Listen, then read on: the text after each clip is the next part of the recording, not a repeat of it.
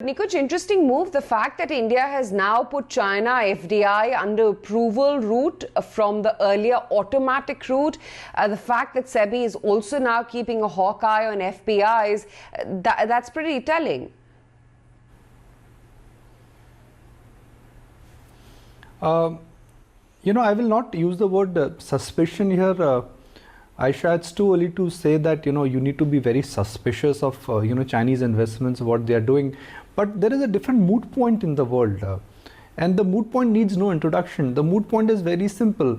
How come China has recovered?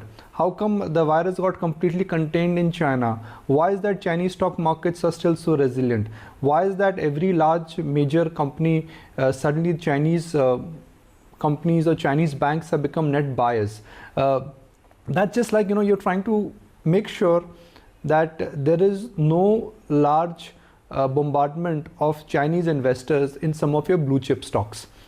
I don't know how realistic is that, because ultimately India is still a capital starved economy, and in this kind of an environment, if somebody is a genuine long-term investor and has cash and appetite to buy, I think that should be allowed rather than it should come under scrutiny. But that's a global moot point, and it's not happening in India, it's happening at a global level. Approvals do not mean there is a ban. Approvals do not mean there is a there is a problem in terms of the Chinese investments who are coming. Yes, automatic route has got changed, but that's, I think, procedural in nature. Yes, the procedure may take some more time, but it's about protecting what we have. That's one way of looking at it. Second, I think you have to realize that, look, these are the repercussions of COVID-19, trade war, blame game, recognition that there is somebody who's going to take our family silver away when suddenly prices have dropped. These are considerations. These are points which I think we would grapple with in a long time.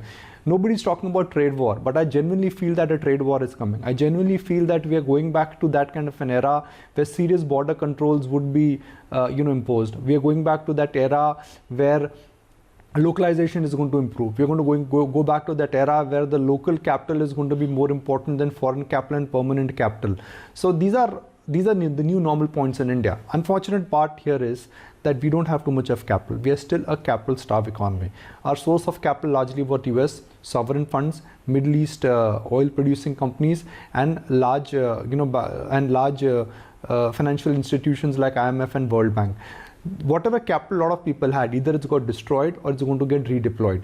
So when things open up, I think we could be staring at a largish kind of an imbalance in terms of the capital which we need versus the capital which would be suddenly available in the world. A lot of people, Aisha, they come on a channel and say, okay, there is a lot of capital which is sloshing around. It is $7 trillion, $8 trillion. But the nature of the capital is going to change both in terms of deployment and also in terms of where the necessity is. Right now the necessity is going to be on healthcare, protection. It may not be in blue chip banking stocks and other things. That's my limited point here.